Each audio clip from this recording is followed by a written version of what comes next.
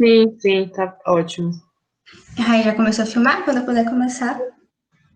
Tô esperando só a Rai falar aqui. Então tá bom. Boa noite, gente. Meu nome é Nayana. Eu sou ligante da LACPU e hoje eu vou falar um pouquinho com vocês sobre pneumonia. Se vocês tiverem dúvidas, podem me interromper durante a sessão ou podem enviar pelo chat, tá bom? Bom, vamos começar então conceituando os tipos de pneumonia. Nós temos aqui a pneumonia adquirida na comunidade, que é o foco da sessão de hoje, e ela vai corresponder a uma infecção do trato respiratório inferior causada por agentes adquiridos na comunidade ou com surgimento em até 48 horas após a admissão hospitalar. Um segundo tipo é a pneumonia associada aos serviços de saúde. Aqui nesse grupo, nós temos pacientes que não estão hospitalizados, mas que estão expostos de forma excessiva a um contato médico-terápico. Então, são aqueles pacientes que fazem hemodiálise, que usaram antibiótico nos últimos 3 meses, ou que estiveram internados por mais de 2 dias também nos últimos 3 meses. Também idosos que residem em asilos. Então, todo esse grupo vai estar sujeito a contrair uma pneumonia por conta de patógenos resistentes a múltiplos fármacos, tá? Que são chamados de MDR, da sigla em inglês. Um terceiro tipo é a PA, que é a pneumonia adquirida no hospital. Ela vai surgir após 48 horas de internação hospitalar, e a gente tem que a pneumonia associada ao serviço de saúde é meio que uma transição entre a PAC e a PA. Por fim, temos a pneumonia associada à ventilação mecânica. Aqui, a pneumonia vai surgir após 48 horas de intubação endotraqueal e instituição da ventilação mecânica invasiva. Tanto a PA quanto a PAVM vão estar relacionadas também a esses patógenos resistentes. E, geralmente, vocês também podem encontrar o termo pneumonia nosocomial, que vai envolver tanto a PA quanto a PAVM. Elas também vão estar classificadas em precoce e tardia. A precoce surge em torno do segundo ou quarto dia de internação ou de intubação, e a tardia surge após o quinto dia. Lembrando que a tardia está ainda mais associada a esses patógenos resistentes. Sobre a epidemiologia, nós temos que a pneumonia afeta cerca de 2,1 milhões de brasileiros todos os anos. No Brasil, em 2011, foi a principal causa de internação hospitalar e a quinta causa de morte. Houve uma queda de cerca de 25% da taxa de mortalidade por PAC entre 1990 e 2015, isso muito por conta da instituição das medidas profiláticas. As taxas de incidência são maiores nas faixas etárias extremas por conta de um sistema imune mais deficitário, e existem também alguns fatores de risco que estão associados à pneumonia, como, por exemplo, o alcoolismo. Nesse caso, os pacientes eles têm o reflexo da tosse diminuído, então eles podem desenvolver uma pneumonia por macroaspiração. Também os pacientes tabagistas, aqui nós vamos ter um aumento das secreções pulmonares e também uma redução da função ciliar. Os pacientes com asma, também outras infecções respiratórias, vão estar mais propensos porque os patógenos tendem a ter uma maior aderência no parênquima, e os pacientes imunossuprimidos e com a idade maior ou igual a 70 anos.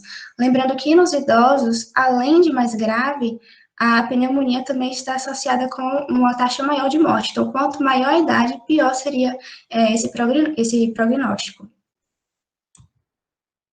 Em relação à etiologia, existem inúmeros patógenos que podem causar PAC. Porém, os patógenos mais frequentes, eles estão em um número limitado. Além disso, houve um aumento da capacidade de diagnóstico etiológico para até 80% dos casos de pneumonia. Então, a partir daí, nós dividimos esses patógenos em alguns grupos específicos. O patógeno principal é o Streptococcus pneumoniae, que também é chamado de pneumococo, e apesar de ainda ser o principal, sua frequência diminuiu muito nos últimos anos, por conta de medidas profiláticas, a diminuição do tabagismo também. E nós temos os patógenos típicos e atípicos.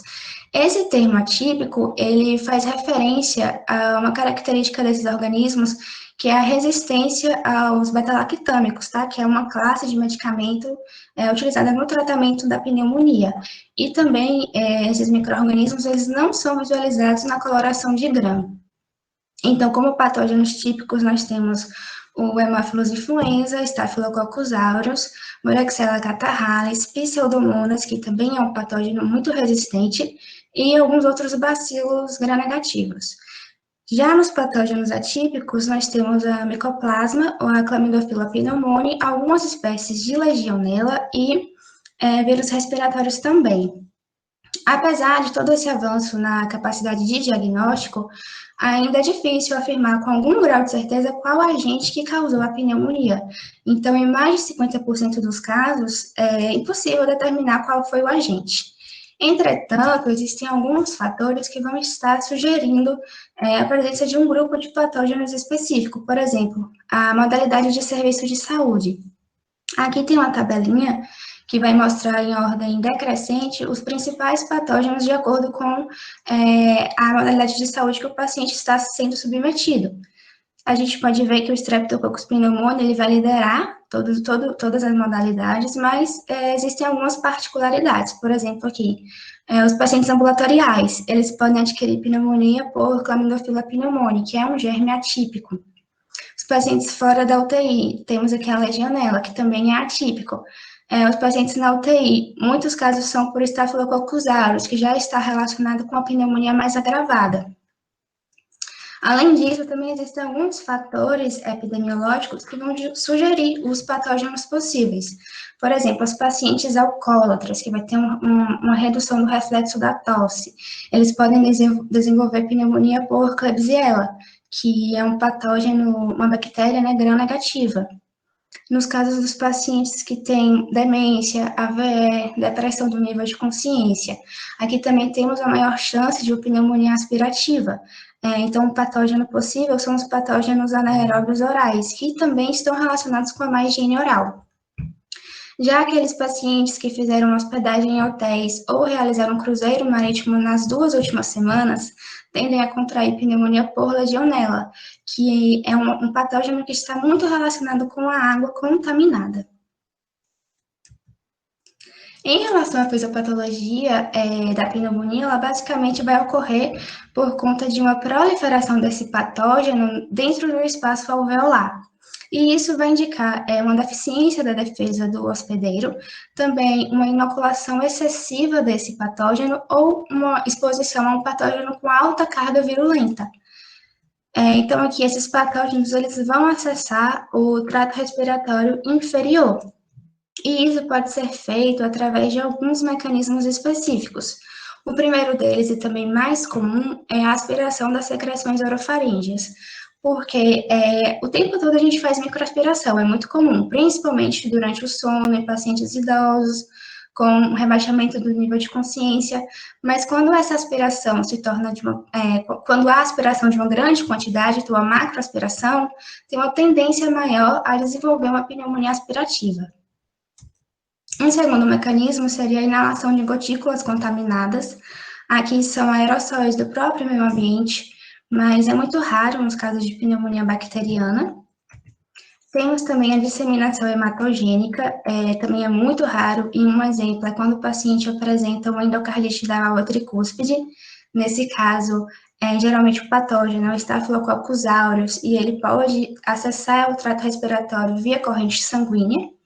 E temos também uma extensão contígua dos espaços pleural ou mediastinal infectados.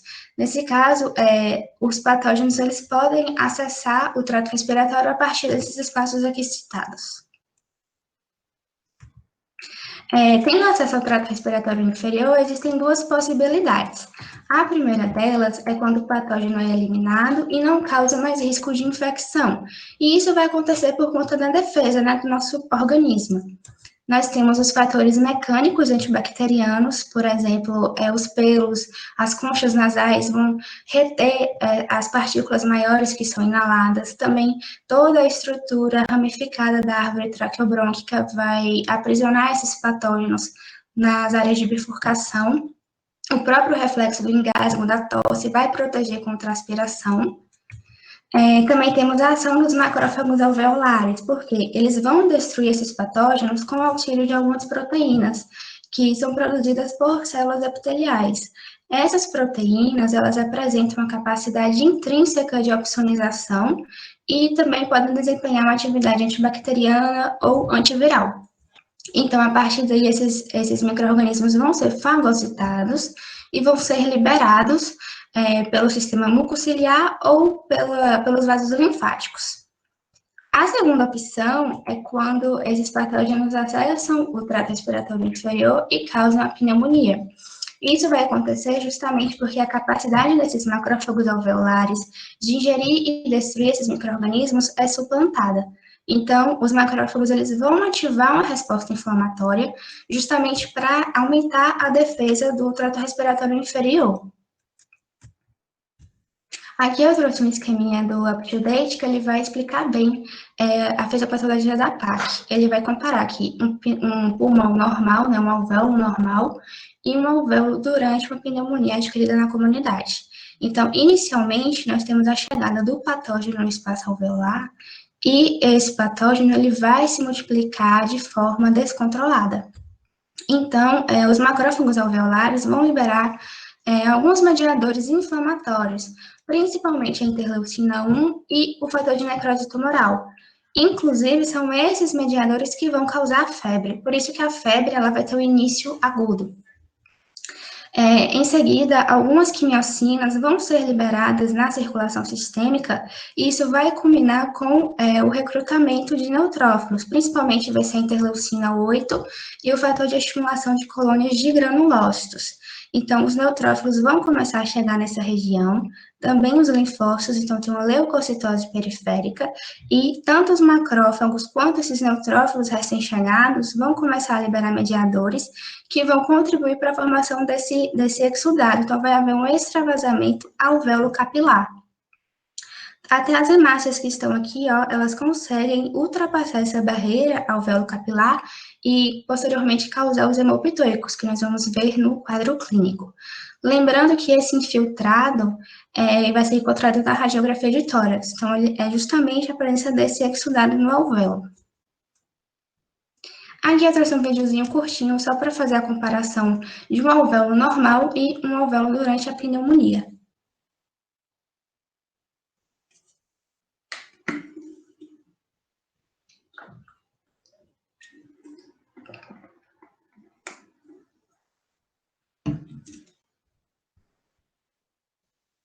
Aqui esse alvéolo normal, ele está com o processo de hematose preservado.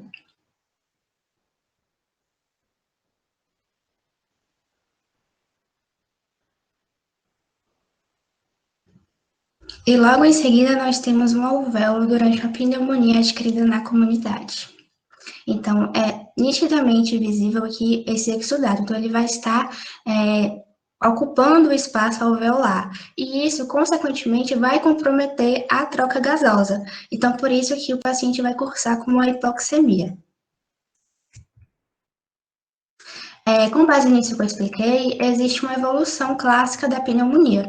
Isso não quer dizer que todo patógeno vai gerar esse padrão evolutivo, pode haver alguma variação, mas geralmente nós temos 4 fases marcadas, né? A primeira fase é a fase de edema, é quando temos um exudado proteináceo, também bactérias, nos alvéolos.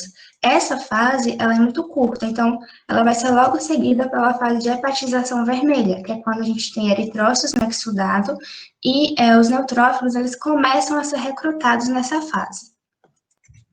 A terceira fase é a fase de hepatização cinzenta. Aqui não temos mais eritrócitos recém-chegados e os que já estão presentes no exudado, eles vão estar degradados. Os neutrófilos vão ser as células dominantes e aqui já começa a haver uma melhora da troca gasosa. Por fim, temos a fase final, a fase de resolução, que é quando os macrófagos eles reaparecem no espaço alveolar como células predominantes. Também não temos mais a presença de bactérias ou neutrófilos, e todo esse processo inflamatório já começou a regredir. O quadro clínico da pneumonia, ele vai ser agudo, então, com 2, 3 dias, o paciente já está apresentando sintomas típicos. Os sintomas mais comuns são febre, em 78% dos pacientes, justamente por conta dos mediadores que eu citei lá no esquema, tosse com ou sem expectoração, em 82% dos pacientes, dispneia em 40 a 90%, lembrando que a dispneia é por conta de uma redução da complacência pulmonar, justamente por conta da presença do exudato e também da hipoxemia. E os pacientes também podem referir dor torácica, dor pleurítica, escarro com hemopitôicos, calafrios e ou sudorese. Outros sintomas que são menos comuns, mas que também são referidos, são sintomas gastrointestinais, em até 20% desses pacientes, mialgias, cefaleia, anorexia e também fadiga. Lembrando que uma atenção maior deve ser dada ao paciente idoso, porque muitas vezes ele não vai apresentar esses sintomas comuns, ele vai cursar com quadro clínico atípico. Então, o paciente idoso ele pode ter uma desorientação, mudanças abruptas da capacidade funcional e também descompensação de uma doença previamente estável. Então, há uma descompensação de uma diabetes, de uma DPOC, de uma insuficiência cardíaca. No exame físico, vamos encontrar a taquipneia, que pode ser percebida pela utilização da musculatura acessória durante a respiração, taquicardia, hipotensão. Na palpação, a alteração do frêmito toracovocal, esse frêmito ele pode estar tanto aumentado quanto diminuído. Nos casos em que a consolidação, ele vai estar aumentado nas regiões de consolidação, e quando o paciente apresenta um derrame pleural, ele vai estar diminuído. Na percussão, podemos perceber uma submaciez ou maciez, devido aos mesmos fatores anteriores, então, submaciez quando há consolidação pulmonar, e maciez quando há derrame pleural. Na ausculta, pode ser auscultado crepitações localizadas dos estertores e sopros brônquicos por conta daquele extravasamento alvéolo capilar, e também o atrito pleural. Alguns pacientes em estado mais grave também podem indicar indícios, né, de falência de órgãos, porque ele está num quadro hipoxêmico. E o diagnóstico da pneumonia, ele se dá a partir desses achados clínicos e vai ser confirmado pela radiografia de tórax. Então, a gente tem uma tríade clássica, né, anamnese, exame físico e radiografia de tórax.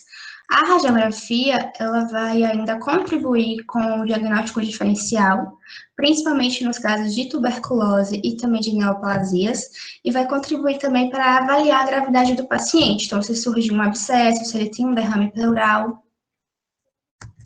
Os pacientes imunossuprimidos podem apresentar-se inicialmente sem alterações radiológicas, daí a importância da parte clínica, né? Também pode lançar mão de alguns outros exames de imagem. E não é possível afirmar com segurança o agente etiológico baseando-se no padrão radiológico. Nós vamos ver no próximo slide que alguns patógenos eles têm um padrão específico de radiografia. Então, aqui, como padrões, nós vamos ter a consolidação lobar. Ela se dá justamente pela presença do exudato no alvéolo e ela vai ser representada na radiografia por uma região radiopaca, então com a transparência bem diminuída. Essa consolidação, ela pode ser lobar, quando ela se localiza em um lobo específico do pulmão, majoritariamente, ou ela pode estar distribuída na forma de focos de consolidação, que é o padrão chamado de broncopneumonia. Vou mostrar uma imagem mais à frente. A consolidação, geralmente, é um padrão do Streptococcus pneumoniae, e quando acomete crianças, geralmente essa consolidação tem um formato mais arredondado. Outro padrão são as opacidades intersticiais, que vão ser também áreas hipotransparentes e geralmente vão ter as margens mal delimitadas. Temos também a cavitação, as lesões escavadas, elas vão indicar, sugerir, né, uma pneumonia necrosante, geralmente por Staphylococcus aureus. Nesses casos, o paciente já está em estado mais grave, então geralmente são pacientes de UTI. No raio-x, nós vamos perceber meio que como se fossem buracos na radiografia.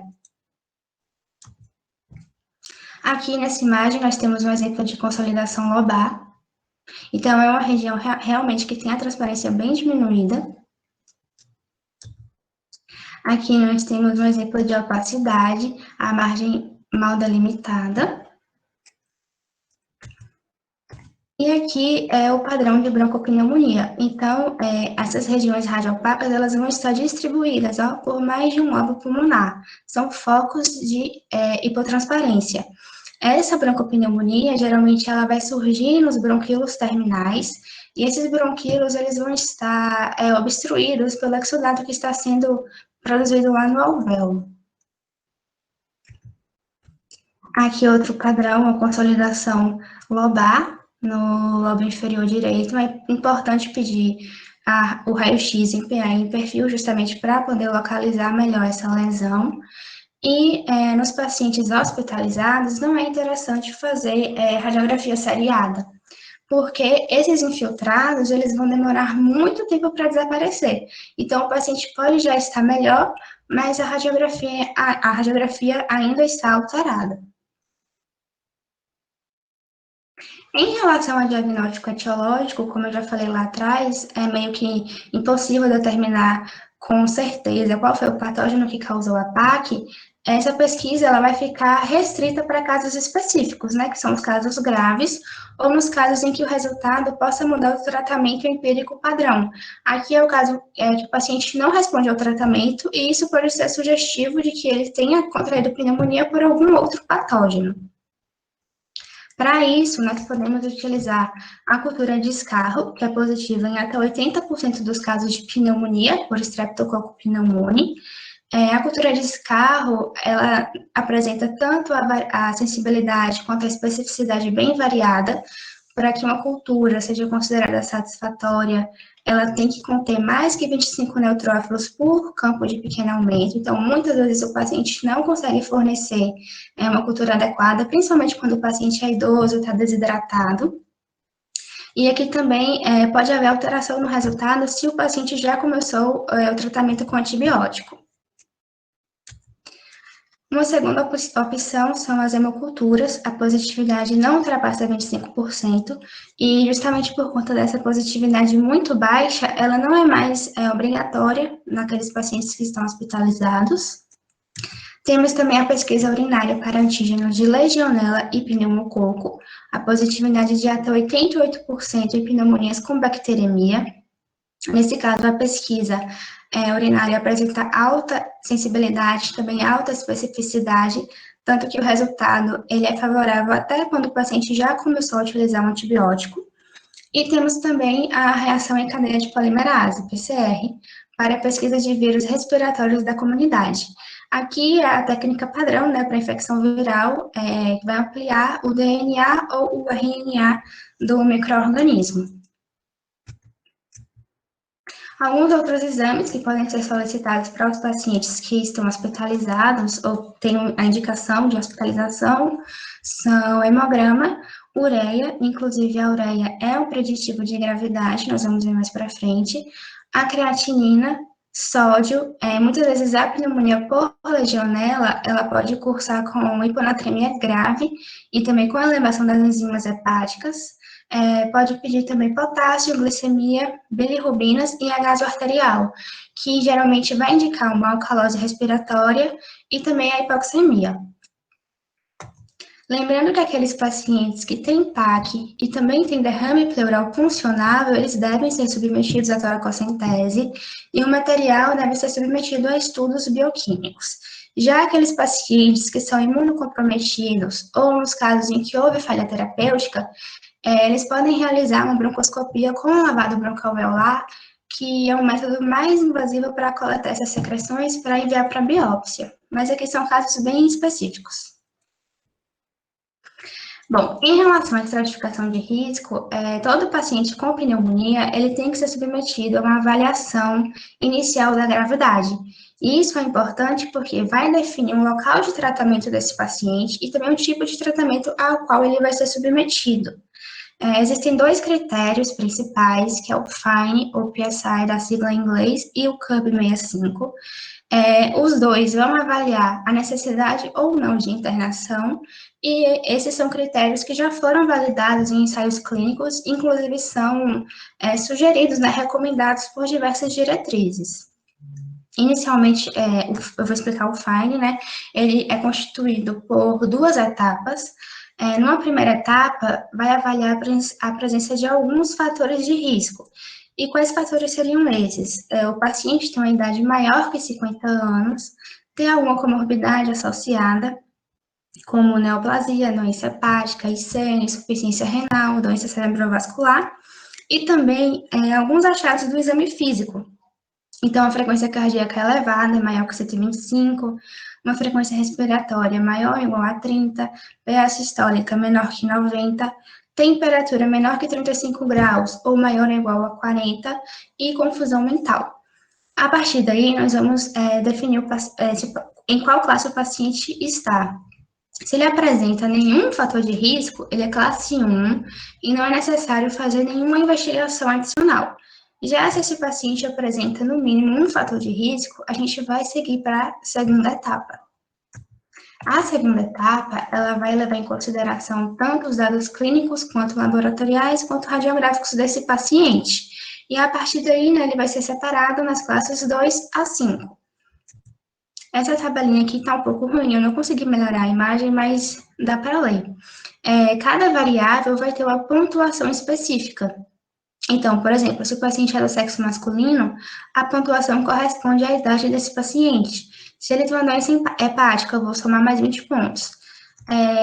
Também tem alguns achados aqui do exame físico, né, derrame pleural, também da radiografia, e para cada variável nós vamos ter uma pontuação. Ao final, a gente vai somar a pontuação que esse paciente alcançou e vai determinar em qual classe ele está. A classe 1 eu já expliquei, né? Sem pontuação. Se ele tiver uma pontuação menor ou igual a 70, ele é classe 2 e o tratamento é ambulatorial. Se ele tiver a pontuação entre 71 a 90, ele é classe 3 e o tratamento, ele está em observação. Então, ele é um candidato a um tratamento hospitalar, mas por enquanto ele só vai ser observado. Se a pontuação é de 91 a 130, é a classe 4, a mortalidade aqui já aumenta 8,5 a 9,3% e o tratamento é hospitalar. E se o paciente soma mais que 130 pontos, ele é classe 5 de risco, a mortalidade já aumenta muito, é em torno de 27 a 39,1% e o tratamento é hospitalar. O CURB-65 é um método mais simples, então ele vai ser mais direto, mais objetivo. Ele vai avaliar a presença apenas de 5 fatores, que é o anagrama, né? C, confusão mental, ureia, maior que 50 mg por decilitro, a respiração, a frequência maior que 30, a baixa pressão arterial, então a PA sistólica menor que 90 e ou uma PA diastólica menor que 60, e o 65 se refere à idade, então a idade maior que 65 anos. Para cada variável, a gente vai somar um ponto. A partir daí, se o paciente tem um score 0 ou 1, ele vai ser submetido a um tratamento ambulatorial. Se ele tiver um score maior, ele vai ser internado. Aqui eu trouxe uma tabelinha que explica melhor. Então, 0,1, mortalidade baixa, candidato ao tratamento ambulatorial. O CURB-65 igual a 2, a gente tem uma mortalidade intermediária e já deve considerar o tratamento hospitalar. Aqui seria meio que a classe 3 do FINE. Maior ou igual a 3, a mortalidade já está alta e o tratamento deve ser hospitalar como PAC grave. Lembrando que se o CURB-65 der 4 ou 5, já deve avaliar a probabilidade de submeter aquele paciente a um tratamento em UTI. Existe também o conceito da American Thoracic Society, que é um novo critério para definir PAC grave e indicar ou não tratamento em UTI. Só que esse critério, ele ainda não foi validado em estudos prospectivos, então ele está um passo atrás em relação àqueles outros dois. Vão ser considerados critérios menores e critérios maiores. Aqui também é um pouquinho mais abrangente. Como critério menor, nós temos alguns critérios repetidos, né? Frequência respiratória, confusão, uremia, e também temos alguns adicionais, como infiltrado multilobar, a trombocitopenia, e como critérios maiores, nós vamos ter a ventilação mecânica invasiva e o choque séptico. A partir daí, se o paciente possui um ou mais critérios maiores, ou no mínimo 3 critérios menores, ele já é um candidato ao tratamento em UTI. Lembrando que isso aqui não foi validado em estudos prospectivos ainda. E em relação ao tratamento, nós já definimos, né, se o tratamento vai ser em ambulatório ou se vai ser em regime hospitalar. Para os pacientes ambulatoriais, eles vão ser divididos em dois grupos previamente. Nós temos os pacientes previamente rígidos, que vão ter uma monoterapia utilizando macrolídeo ou beta-lactâmico, e os pacientes ambulatoriais com comorbidade, tipo uma doença renal, uma diabetes, uma insuficiência cardíaca, ou que fizeram uso de antibiótico nos últimos 3 meses. Esses pacientes vão iniciar com uma terapia combinada, macrolídeo mais beta-lactâmico, ou com uma fluoroquinolona respiratória. Só que a fluoroquinolona, ela só deve ser utilizada quando os benefícios forem maiores que os riscos, porque a agência norte-americana Food and Drug determinou que esse medicamento ele tem um grande potencial de causar efeitos colaterais graves. Mas aqui ele é sugerido justamente porque esses pacientes, como nós vimos lá atrás, eles estão mais suscetíveis a patógenos resistentes. Então, nós temos que iniciar o tratamento com medicamentos que tenham uma cobertura mais abrangente. Já os pacientes em regime hospitalar, nós vamos ter enfermaria e UTI. Na enfermaria, o tratamento vai ser o mesmo dos pacientes ambulatoriais com comorbidades ou em uso de antibiótico. Já os pacientes em UTI, é indicado já iniciar o tratamento com a terapia combinada para tentar reduzir a taxa de mortalidade. E esse tratamento ele tem que ser instituído o mais precoce possível. Também deve ser administrado por via endovenosa.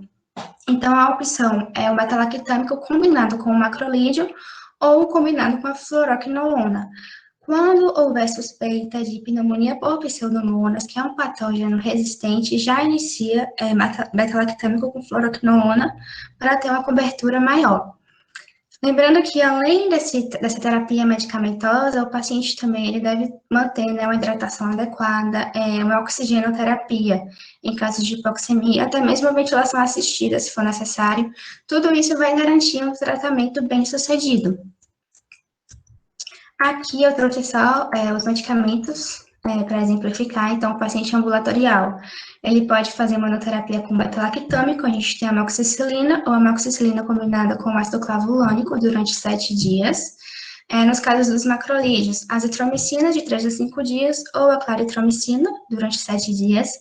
Em estudo in vitro, a azitromicina ela apresentou um potencial melhor, ela foi mais efetiva contra o Haemophilus influenza. Então, geralmente, ela é a droga de escolha quando se resolve fazer uma monoterapia com macrolídeo. Nos pacientes com comorbidades ou em uso de antibiótico nos últimos 3 meses, temos os mesmos beta-lactâmicos, acrescido da cefuroxima, combinado com macrolídeo durante 7 dias, ou as fluoroquinolonas respiratórias. Aí podemos utilizar o levofloxacino, gemifloxacino ou moxifloxacino, de 5 a 7 dias. Os pacientes internados em enfermaria, podemos iniciar o tratamento com cefalosporina de terceira geração, que é uma classe de beta-lactâmico. Temos a ceftriaxona ou a cefotaxima, ou a ampicilina sulbactam combinada com o macrolídeo, aqui de 7 a 10 dias. O período já é um pouquinho maior, porque esse paciente já está um pouquinho mais grave. Podemos utilizar também a cefalosporina de terceira geração, ou a amoxicilina com ácido clavulânico, durante 7 a 10 dias, ou uma fluoroquinolona de 5 a 7 dias. Os pacientes internados em UTI, cefalosporinas mais ampicilina sulbactam combinado com macrolídeo, 7 a 14 dias, ou a cefalosporina combinada com a fluoroquinolona durante 7 a 14 dias. Algumas outras possibilidades são nos casos de pneumonia por influenza, a utilização do oseltamivir, que é um medicamento antiviral. Nos casos de pneumonia aspirativa, já pode iniciar a terapia com a fluoroquinolona ou uma cefalosporina de terceira geração durante 7 a 10 dias. Nos casos de pneumonia necrosante ou abscesso pulmonar, aqui já são pneumonias bem complicadas. Então, pneumonia necrosante, já temos várias áreas de necrose no parênquima pulmonar, e no caso do abscesso pulmonar, a gente vai ter lesão escavada por conta dessa necrose, também da supuração do parênquima. Então, aqui já iniciou o tratamento com metalactâmico combinado com inibidor de beta-lactamases, ou a piperacilina tazobactam, que é uma penicilina que tem um amplo espectro antibacteriano, perdão, ou uma clindamicina, ou a moxifloxacina, que é uma cefalosporina também, durante 7 a 21 dias. Outra possibilidade é fazer uma corticoterapia nos casos de PAC grave. Aqui, isso ainda é muito incerto, né, a utilização de corticoides nesses casos, porém, tem mostrado que traz benefícios para o paciente, como, por exemplo, a diminuição do tempo de internação, a diminuição também da mortalidade e um menor índice de falha terapêutica. Então, muitas vezes pode combinar o tratamento com a corticoterapia, utilizando hidrocortisona durante 7 dias ou a metilprednisona durante 5 dias. Todo esse tratamento que eu expliquei, ele deve ser administrado por no mínimo 5 dias, ou até que o paciente atinja, né, uma melhora clínica e esteja febril, de 48 a 72 horas. Lembrando que as alterações da radiografia, elas vão demorar um tempo maior a desaparecer, por volta de 4 a 12 semanas, e isso vai depender muito da idade do paciente e também se ele já apresenta uma comorbidade pulmonar associada. Então, muitas vezes o paciente já está bem clinicamente, mas a radiografia ainda mostra um infiltrado. Então, isso pode variar. Como todo tratamento, né, que também tem a ocorrência de falha terapêutica, e ela vai se dar quando o paciente não apresenta uma melhora após 72 horas do início do tratamento, ou quando esse paciente apresenta uma piora logo nas primeiras 48 horas. Esse caso de falha, ele vai acontecer em 6 a 15% dos pacientes, e nesse grupo aqui também a mortalidade vai ser maior. E a falha terapêutica, ela vai acontecer por diversas causas, seja um micro-organismo resistente, um tratamento utilizando um fármaco na dose incorreta, ou até um diagnóstico incorreto, tudo isso pode influenciar. Quando o paciente evolui com piora do quadro, pode mudar o antibiótico antes dessas primeiras 72 horas, para ver se ele responde melhor. E caso o paciente continue sem responder ao tratamento, deve-se fazer uma extração de dados epidemiológicos mais detalhados que possam sugerir uma etiologia infecciosa incomum, porque muitas vezes o antibiótico cobre determinados patógenos, mas o paciente adquiriu pneumonia de uma etiologia totalmente diferente.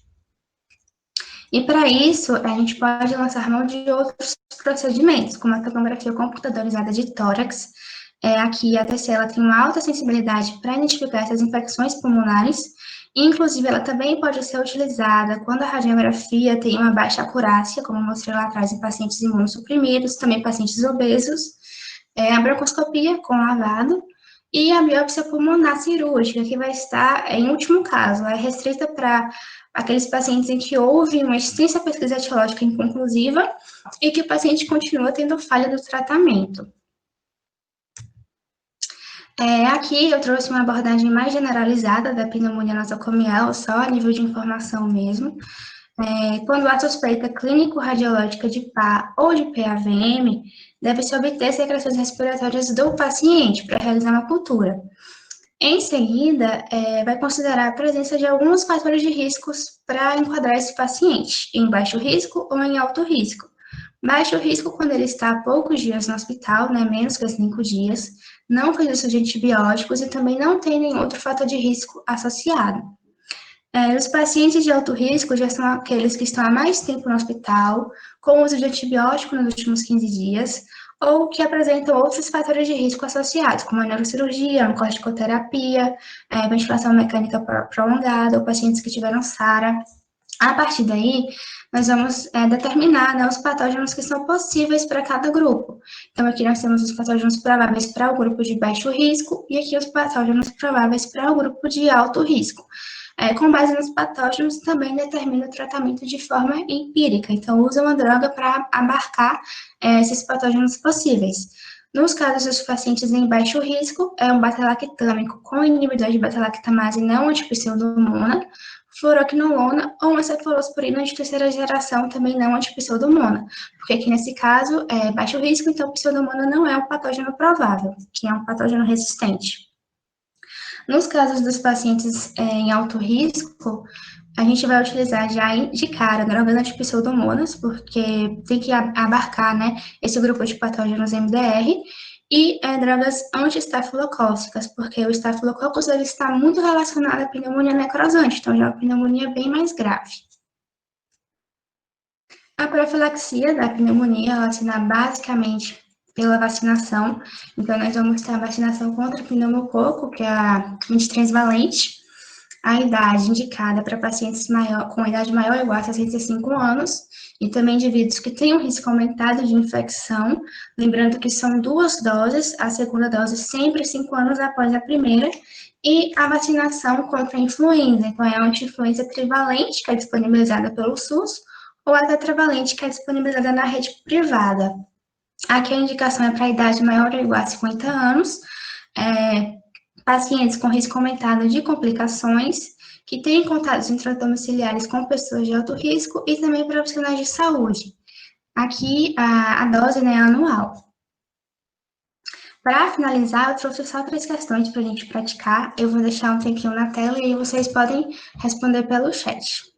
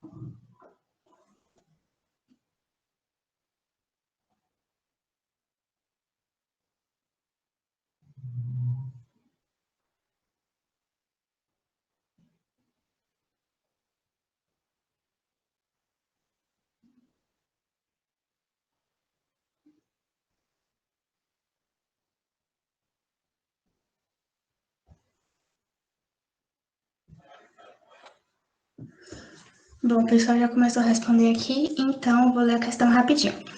Fumante, 65 anos, com história de hipertensão e insuficiência cardíaca congestiva leve, vai à emergência com piora de tosse, que se tornou produtiva, febre e dispneia em repouso.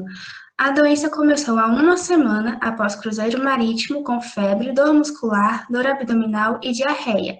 Tratamento para qual micro-organismo atípico deve ser considerado neste caso? O pessoal respondeu aqui letra D, e está certo, porque esse paciente, ele é tabagista, então nós temos todos esses patógenos prováveis, mas o que limitou a resposta mesmo foi o cruzeiro que ele fez há 1 semana. Então, a resposta é legionela, porque está relacionada à água contaminada, provavelmente ele teve contato. Próxima questão, vou deixar mais um tempinho na tela.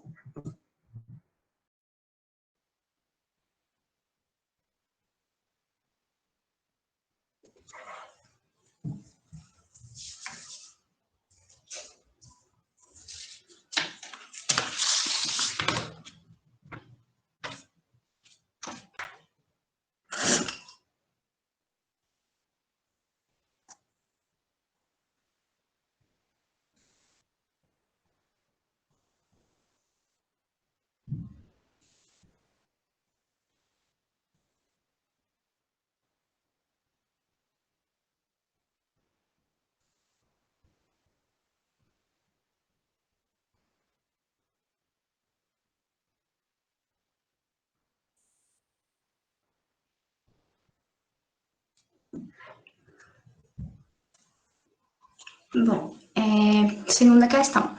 Em relação à pneumonia adquirida na comunidade, é incorreto afirmar que a comprovação da etiologia da PAC não resulta em menor mortalidade quando comparada com a antibiótico-terapia empírica adequada e instituída precocemente. Isso aqui está certo. Testes serológicos para Mycoplasma, Coxiella, Clamidofila e Legionella devem ser rotineiramente solicitados, Não, tá errado. A gente viu que isso é solicitado quando a PAC é grave ou quando há indícios de que o paciente tenha sido contaminado por uma etiologia alternativa. Então, quando ele não responde ao tratamento empírico inicial. Nos casos de PAC grave, recomenda-se a investigação microbiológica através da hemocultura, cultura de escarro, aspirada traqueal ou amostras obtidas por broncoscopia nos pacientes sob ventilação mecânica. Certinho, porque aqui é PAC grave. Pacientes com PAC de baixo risco, tratados ambulatorialmente, devem realizar apenas a radiografia de tórax como exame subsidiário, certinho. A tríade clássica, né? Anamnese, exame físico e raio-x de tórax. A última questão.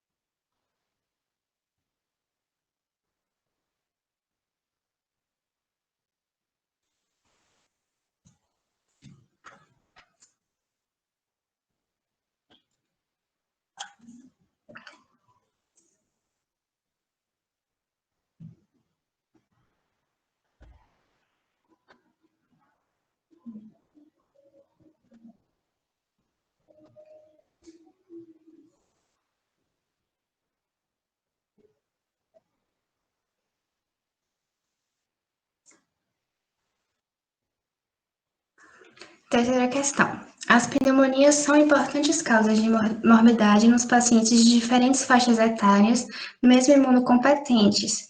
Quanto às atuais recomendações de diretrizes para a PAC, assinale a alternativa correta. Letra A. A legionela é um dos patógenos mais comuns em pneumonias adquiridas na comunidade. Não, a gente viu que o mais comum é o Streptococcus pneumoniae. A procalcitonina não tem valor de prognóstico ou de acompanhamento nas pneumonias graves. Aqui eu acabei esquecendo de comentar, mas a procalcitonina, ela vai ter o seu nível sérico aumentado quando a gente tem qualquer infecção bacteriana sistêmica. E isso por conta das citocinas que vão ser liberadas vai desencadear isso. Então, ela pode sim ser utilizada para avaliar o prognóstico. Letra C. Pacientes com pneumonia comunitária com classe de risco 4 devem ser tratados prioritariamente sob regime de internação hospitalar. Tá certo. Letra D. A antibioticoterapia combinada deve ser inicialmente considerada nos casos de pneumonia comunitária em todas as ocorrências de alto ou baixo risco. Não, baixo risco é monoterapia com beta-lactâmico ou... Ai, gente, me deu um branco. Ou macrolídeo. Letra E. O esquema terapêutico com quinolona e beta-lactâmico é o de eleição para terapia combinada nos pacientes previamente ígitos. Não, o paciente saudável nem faz terapia combinada, é monoterapia. Bom, gente, essas foram as referências que eu utilizei. Muito obrigada pela atenção de todos. Se tiver alguma dúvida, pode me perguntar.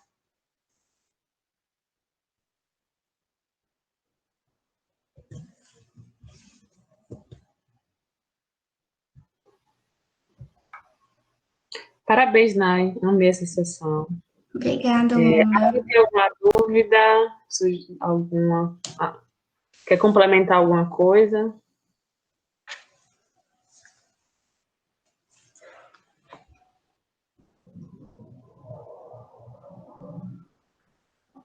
Eu acho que foi tão claro que não sobrou.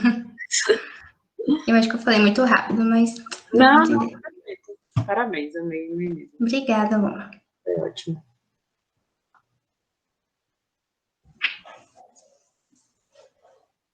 As pessoas estão dando seus parabéns, acho que ninguém entendeu. Tô vendo aqui.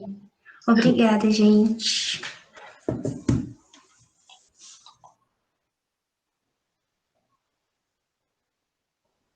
Prontinho, vamos que vamos. Então, boa noite, pessoal. Muito obrigada. A aula vai estar no YouTube essa semana, galera. Beijo, tchauzinho para todo mundo.